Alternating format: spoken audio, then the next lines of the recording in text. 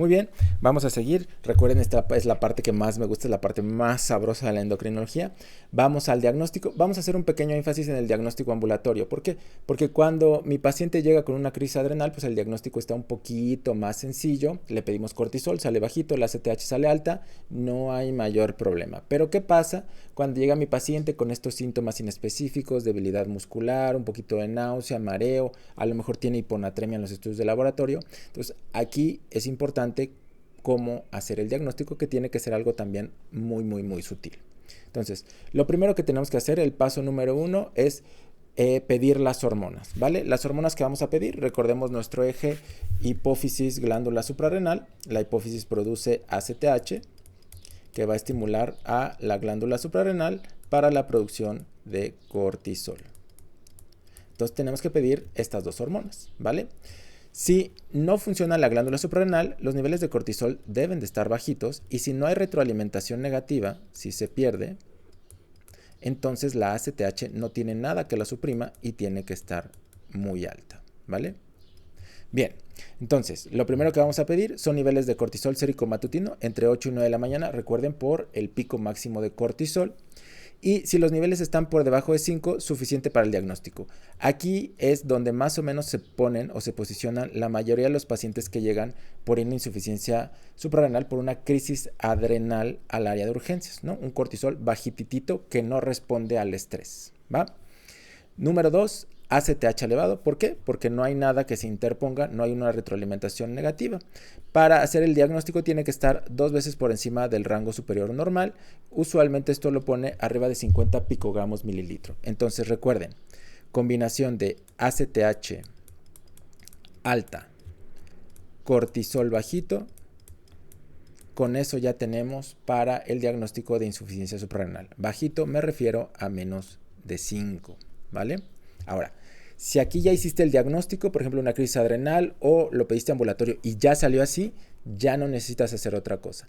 Sin embargo, hay pacientes que los niveles de cortisol matutino van a salir más o menos entre 5 y 18, ¿vale?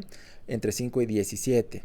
A esto le vamos a llamar zona gris, ¿vale? Esto ya cambió un poquito, pero esto es lo clásico que les van a preguntar en los exámenes, ¿va? Bien, entonces, ¿qué pasa cuando mi paciente tiene niveles de cortisol arriba de 5? Entonces recuerden que a esto le llamamos que está en zona gris, o sea, no sé si sí tiene insuficiencia suprarrenal o no sé si no, o sea, como que estoy en duda. ¿Qué hago? Entonces, recuerden que en endocrinología las pruebas dinámicas para saber si un paciente sí tiene la enfermedad o no, o sea, las confirmatorias, se basan en la supresión de la enfermedad, de la hormona, o en la estimulación de la hormona. En este caso, lo que queremos hacer es estimular a la glándula suprarrenal. O sea, no sabemos si está dormida, si ese día como que no se levantó bien. O sea, lo que queremos saber es si la glándula suprarrenal puede producir suficiente cortisol, ¿vale? Entonces recordemos, la hipófisis produce ACTH, yo sé que es repetitivo, pero es para que quede, y la suprarrenal produce cortisol, ¿vale? Entonces, si la glándula suprarrenal no produce cortisol, entonces, si yo la estimulo con ACTH, yo le pongo ACTH directo, que este es el cosintropin, lo normal que debe de pasar, lo normal es que sube el cortisol, ¿no? Eso sería lo esperado. Pero si mi paciente no le jala la glándula suprarrenal, entonces el cortisol no va a subir, el cortisol va a seguir bajito. Ese es el principio de la prueba de estimulación con cosintropin, que no es otra cosa que ACTH sintético, ¿vale? Entonces, nuevamente, el principio. En un paciente sano sin insuficiencia suprarrenal, yo le inyecto ACTH, los niveles de cortisol deben subir. Pero si mi paciente sí tiene Addison, le inyecto ACTH y no se estimula la glándula suprarrenal, el cortisol no sube, continúa bajito, entonces confirmo mi diagnóstico de insuficiencia suprarrenal. Ahora, vamos a ver algunos datos. Estos datos son de las pruebas, no quiero llamarles viejitas porque todavía estaban vigentes hace un par de años, pero la prueba con cosintropin ahora ya no se hace con 250, ahora se hace con 100, ¿vale? Para cuestión de examen no les voy a preguntar estos datos, ¿vale? Y ahora lo que sabemos, ya no tomamos en cuenta el de 30 minutos, se toma en cuenta el de 60 minutos y con 14, con que esté abajo de 14, se hacen más del 92% de los diagnósticos. Entonces, lo que ustedes tienen que saber para su examen es que si yo le inyecto ACTH y no tiene insuficiencia suprarrenal, o sea, es un paciente sano, el cortisol tiene que subir. Pero si yo le inyecto ACTH y sí tiene Addison, entonces no va a subir el cortisol, sigue bajito. Eso es lo que ustedes tienen que saber. Y esta es nuestra prueba confirmatoria. La prueba confirmatoria, estimulación con ACTH sintético, que es cosintropin, ¿vale? Han cambiado los parámetros de la prueba, pero el principio es el mismo, ¿vale? Si yo te estimulo con ACTH, lo normal es que te sube el cortisol. Pero si tienes Addison, nomás no te sube el cortisol, ¿va? Bien, ahora sí, ya sé que tiene insuficiencia suprarrenal primaria, ya sé que tiene Addison. Ahora lo que quiero saber es por qué carajos tiene Addison, o por qué tiene insuficiencia suprarrenal primaria. Entonces la causa más común, recuerden que es adrenalitis autoinmune. Entonces lo primero que tengo que pedir van a ser los anticuerpos específicos de insuficiencia suprarrenal, que son los anti-21 hidroxilasa, ¿de acuerdo? Esta es la cadena de la esteroidogénesis, no se la tienen que aprender para nada, a menos que vayan a hacer el examen de consejo de endocrinología, se la aprenden un día antes nada más para vomitarla en el examen y ya, ¿vale?